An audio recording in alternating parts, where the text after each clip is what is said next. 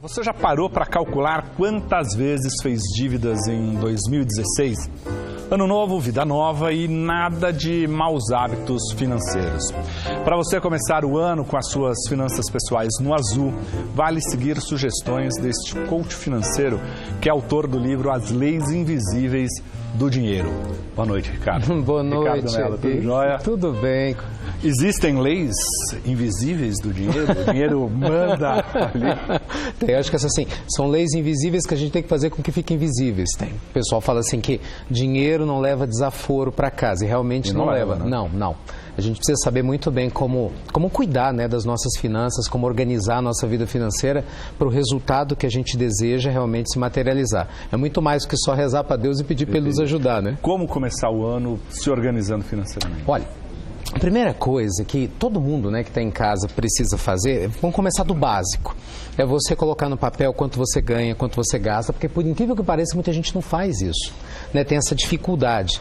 Porque se você não souber o quanto você ganha e quanto você gasta, corre-se o risco de você gastar além do que ganha. Aí compra coisa que não precisa, né, por causa de status, quer trocar de carro quando não necessita, compra uma coisa que necessita e acaba que a dívida se alarga. E às vezes tudo por uma questão de impulso, sem ter muito sentido, sem ter muito significado. E o ano está só começando, né? A gente costuma dizer o seguinte, que a falta de equilíbrio financeiro, adoro essa frase, é você comprar uma coisa que não precisa para mostrar para uma pessoa que você não conhece, com dinheiro que você não tem, o ser humano que você não é. Como controlar esse impulso aí? É quebrar o cartão, é deixar a carteira em casa, vou passear, tiro a carteira e vou... A pergunta é ótima. Assim, eu vejo dois caminhos. Sempre coloco isso para os nossos alunos. Tem dois caminhos. Um é psicológico, não tem outro jeito, né? E outro é prático. O fator emocional conta muito, porque o que acontece? Muitas pessoas que têm, às vezes, problemas de autoestima, dificuldade de autoaceitação, acabam compensando isso inconscientemente comprando. Não é à toa que comprar é prazeroso, porque realmente é gostoso. Então, esse impulso, ele precisa ser controlado. Então, normalmente, pessoas ansiosas tendem a consumir mais. Então, qual que é a ideia? Por incrível que pareça, se você tem hábitos que diminuam a sua ansiedade, você pratica meditação, você é uma pessoa que pratica esporte, estou falando sério mesmo, alguém faz uma terapia, alguém que chega a anotar suas contas, a pessoa às vezes diminui esse nível de impulsividade para comprar. Então é uma questão emocional, a gente não pode esquecer disso. Mas ao mesmo tempo, essas questões práticas fazem uma diferença grande. Exemplo, ao invés de você ter um cartão de crédito com limite muito grande, você não confia em você? Isso, pega um cartão com limite pequenininho. Cheque especial.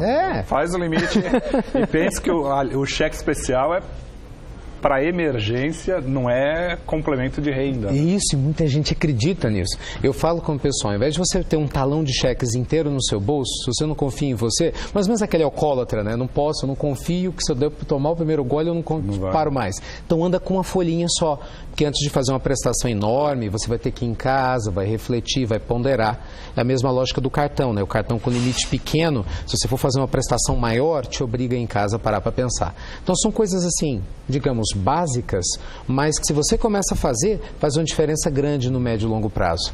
Agora, nesse começo de ano, a gente tem IPTU, IPVA, material escolar, um monte de coisa, uniforme, enfim, um monte de coisa que vem a mais do que você já tinha, né? Como colocar isso na... Esse gasto eu já tinha que ter pensado lá em novembro? Bem, o ideal, né? Tem um ditado que diz assim, quem falha em planejar está planejando em falhar. Então, se a pessoa lá em novembro, ela não prestou atenção que ela teria no mês de dezembro, os gastos de final de ano, janeiro, esses custos extras, e ela acabou gastando mais do que devia, agora ela vai receber a consequência, ela vai ter que, de repente, cortar um pouco, né, no seu consumo, que seja desnecessário, ajustar um pouco aqui e acolá, fazer uma reunião com a família para poder diminuir nas contas que podem ser diminuídas, para procurar pagar tudo que você pode pagar à vista, na medida do possível. Mas na pior das hipóteses, se você não conseguir, porque IPVA você tem a possibilidade de pagar parcelado, dividir, menos mal, mas procure evitar consumo desnecessário. Eu insisto nisso. Eu vejo assim, nós brasileiros, a gente não tem esse exercício, esse hábito de sermos estimulados, primeiro a poupar. Pelo contrário, nosso estímulo é a gastar, consumir gastar. O tempo todo, por causa da autoestima. Então a gente tem que aprender a ter o prazer de poupar. Os países ricos, as pessoas aprendem a importância de poupar, têm prazer de construir um patrimônio. Eu não estou falando de viver de uma maneira miserável, não é isso não. Dá pra gente poder viver uma vida prazerosa, gostosa e tranquila, mas você pega 10%, você já põe lá aqui.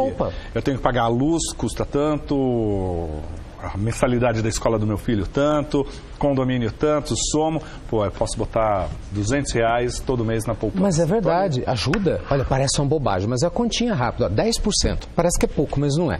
Se você ganha, vai lá, 1.000, você poupa 100. Você ganha 10 mil, poupa 100, ou 100 mil e poupa, enfim, 10 mil. Se você poupa 10% do que ganha, em um ano, você vai ter um 14º salário que você se paga.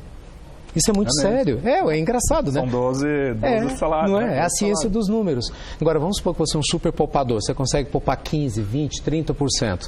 Quer dizer, no médio prazo, bem investido esse dinheiro... E quando eu falo bem investido, não é correndo grandes riscos. Não, investimento tradicional. Mas no Brasil, que a gente tem uma taxa de juros muito elevada, esse dinheiro acaba voltando para si. Então, o que falta para nós no Brasil é educação financeira. Não é que a gente não tem condições de investir bem.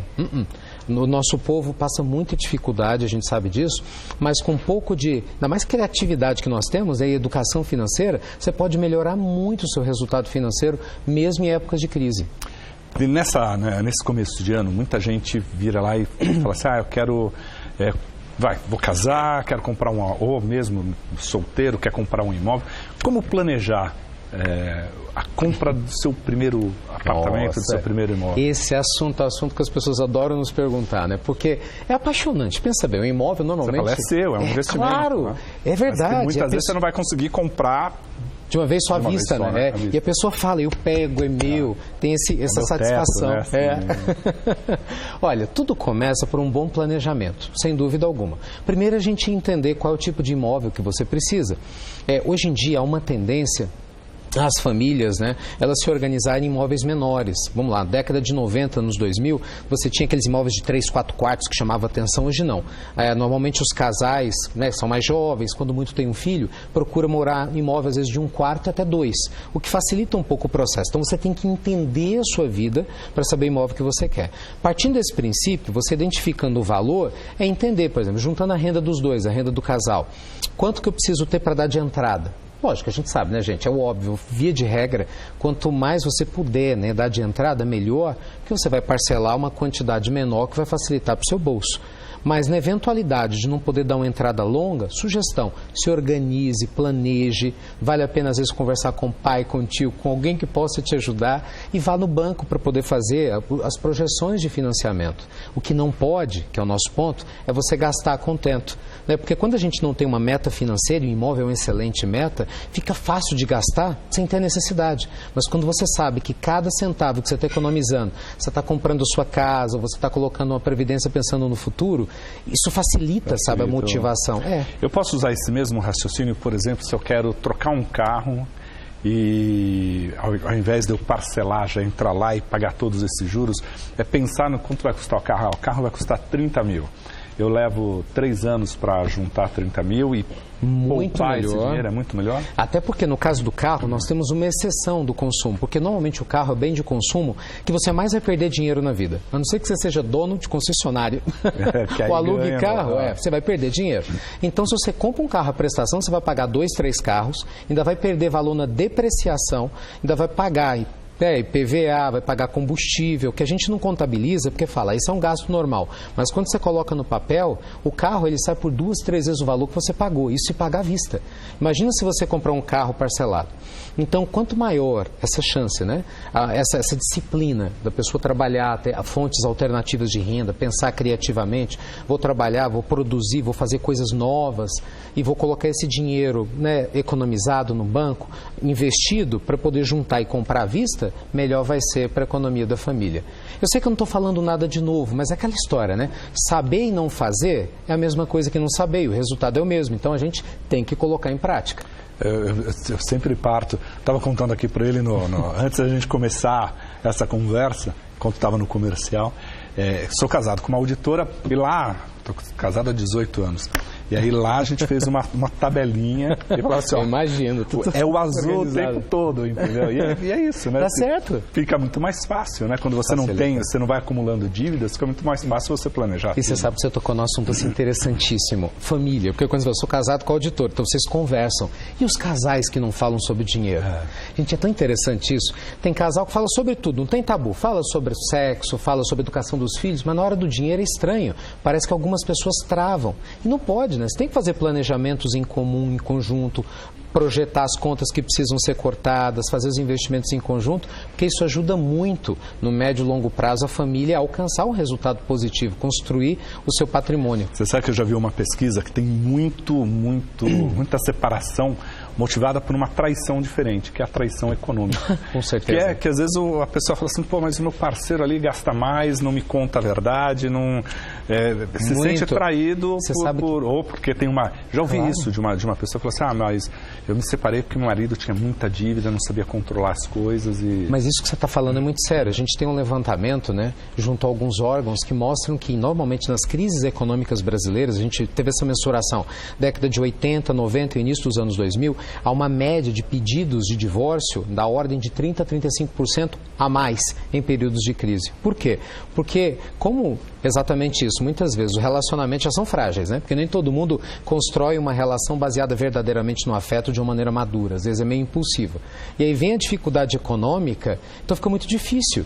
E as pessoas acabam, infelizmente, não só tendo problema financeiro, mas também familiar. Então, gente, tem que conversar assim em casa, tem que quebrar esse tabu, porque família é coisa séria e com certeza a vida financeira interfere. É só planejar.